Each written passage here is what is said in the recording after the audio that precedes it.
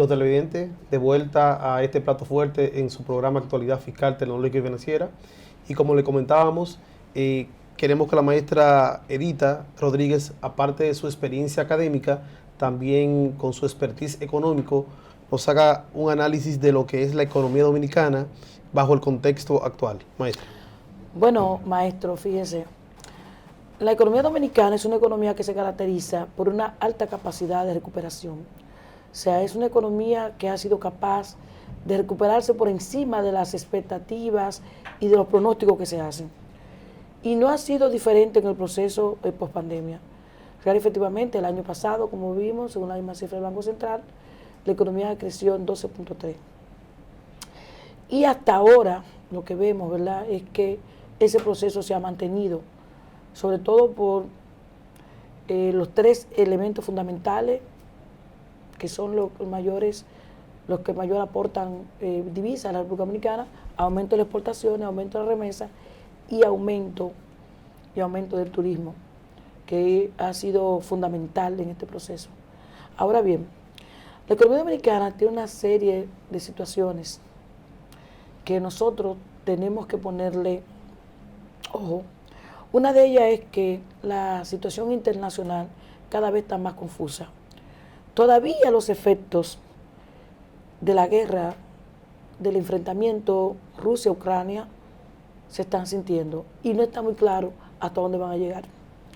Pero más aún, precisamente el día de ayer sale un informe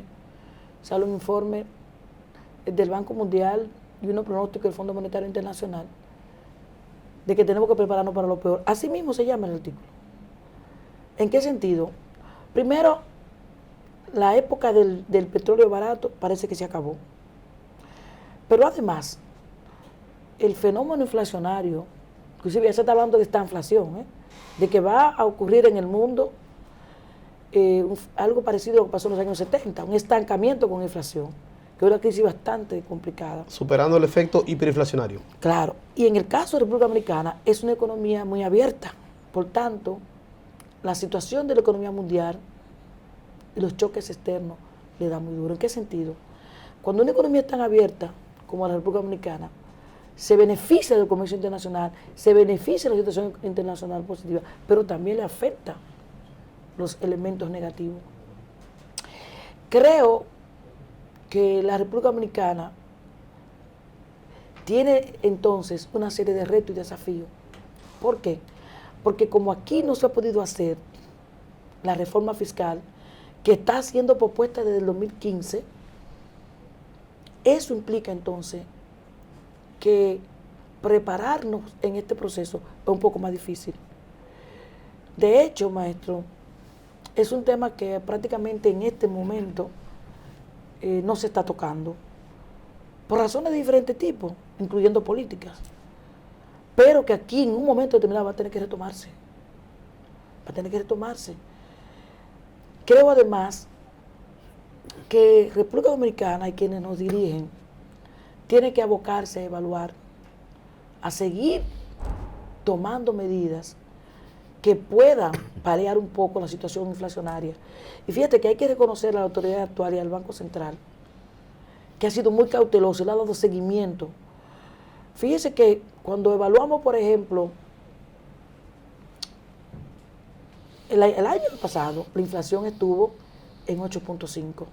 Ya en este año, ya abril estaba, en mayo estaba en 3.98, casi en 4. Y el mes pasado estuvo casi en 1. O sea, estamos diciendo que ya a junio posiblemente se pasó la meta que se trazó para el año, que era entre 1 y 4. ¿Qué quiere decir eso? Que sencillamente tenemos que estar prestos, pendientes y sobre todo prepararnos para un proceso donde República Dominicana necesariamente lo interno, las razones no son exactamente internas, las hay también, sino que tiene mucho que ver con lo que pasa a nivel internacional. ¿Qué está pasando a nivel internacional? Bueno, no solamente un enfrentamiento bélico entre dos países que son fundamentales en el comercio internacional, como productores de granos, de soya, de trigo. Cereales. y de cereales. Y uno que es que el 12% del gas natural del mundo es Rusia que lo exporta. Pero fíjate qué está pasando. Todavía la situación del encarecimiento del petróleo, de los precios, que se han ido equilibrando.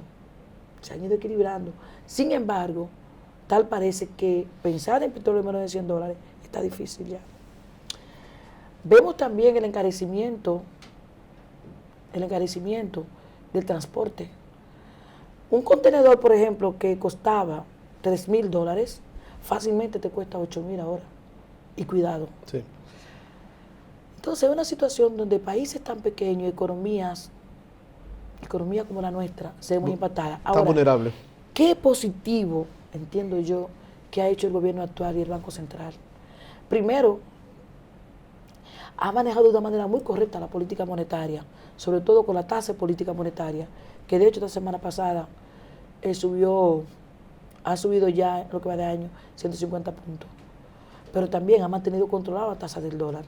Imagínense ustedes que encima de situaciones como la que estamos enfrentando en la economía internacional, la tasa del dólar estuviera subiendo. ¿Cómo estuviéramos aquí?